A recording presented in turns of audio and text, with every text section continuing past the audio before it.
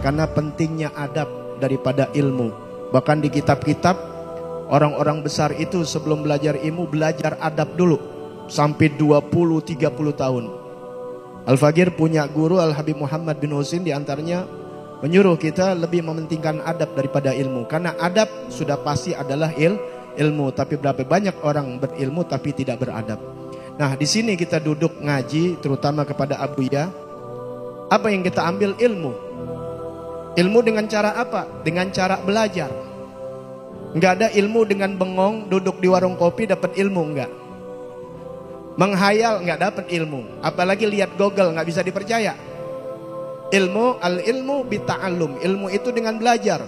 Talagi, duduk dengan orang-orang baik, duduk dengan orang soleh, kita dapat ilmu. Sudah. Jadi jelas orang yang mulia itu bukan orang jahil, bukan orang bodoh, tapi orang yang nuntut ilmu. Ingat, belum sampai itu, belum sampai habis. Sebab berapa banyak orang punya ilmu, udah dapat ilmu nggak diamalin. Sebab harus didukung dengan apa? Al-barokah, keberkahan. Keberkahan didapat bil khidmah. Satu, al-ilmu bita'alum, ilmu dengan belajar. Harus dibarengi dengan khidmat, pelayanan kepada seorang guru. Lebih afdol dia daripada orang tua. Khairul aba man alamaka. Sebaik-baiknya orang tua adalah yang mengajarkan ilmu agama. Orang tua kita ada orang tua biologis, ada orang tua ideologi. Nah, yang paling penting adalah orang tua ideologi kita. Ini kalau bahasa Indonesianya. Makanya di Indonesia udah tertanam ini tidak secara sengaja lebih taat kepada yang ideologi. Tapi kalau ideologinya benar. Kalau ideologinya pahamnya benar. Kalau pahamnya salah, ya ini yang repot.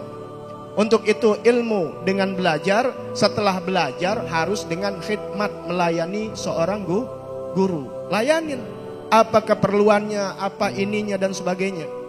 Kalau perlu dijemput ya dijemput, kalau perlu ini khidmat. Kalau diterangkan di sini nggak bakal bisa, waktunya nggak cukup. Ya, mesti belajar, nanti tahu tuh tata cara khidmat. Nah, kebetulan yang muda-muda belajar kitab taklim muta'alim. Nah, di situ ada deh. Jadi nggak dipanjang lebar, sikat aja. Sebab apa? Karena kalau nggak sampai dengan hikmat, nggak dapat barokah. Kalau ilmu nggak barokah, nggak jadi baik buat dia. Yang bohong-bohongin kita, yang muter-muter ayat bukan orang jahil, orang pinter. Kemarin lagi ngajar pas lagi kitab Dakwah Utama Al-Imam Al-Ghoz Al-Habib Abdullah bin Abdul Haddad. Di dalam kitab beliau mengatakan dalam hadis Nabi Muhammad SAW, anna aksara munafiki hadhil ummah qurra'uha. Nanti di akhir zaman paling banyak daripada umatku yang munafik, kata Nabi, paling banyak orang munafik pada ini umat adalah qurra'uha, pembaca Quran. Tapi yang dimaksud adalah al-ulama. Nanti di akhir zaman yang munafik itu paling banyak ulama, berilmu dia, tapi nggak membawa kebaikan ilmunya.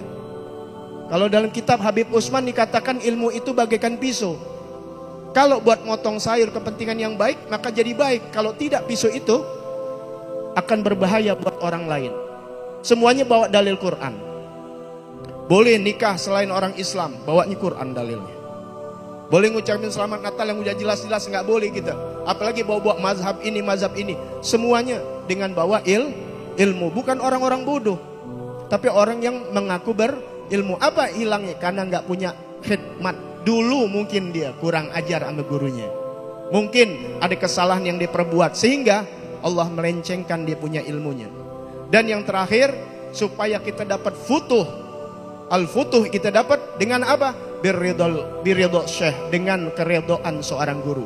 Kita belajar, dapat ilmu, kita khidmat, kemudian cari redonya guru. Apaan aja deh. At-tamaluk, cari muka nggak boleh, haram. Kecuali satu, kepada mu'alim kita. Kepada guru boleh nyari muka.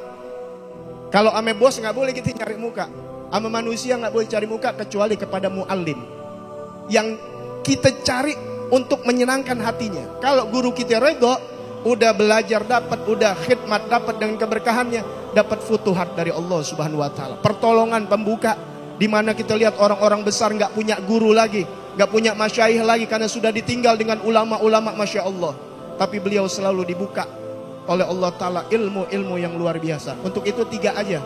Al ilmu bita'alum, kita belajar harus dengan belajar, kemudian lagi dengan mencari barokah dengan khidmat kepada guru dan cari ridho guru. Insyaallah kita selamat dunia akhirat.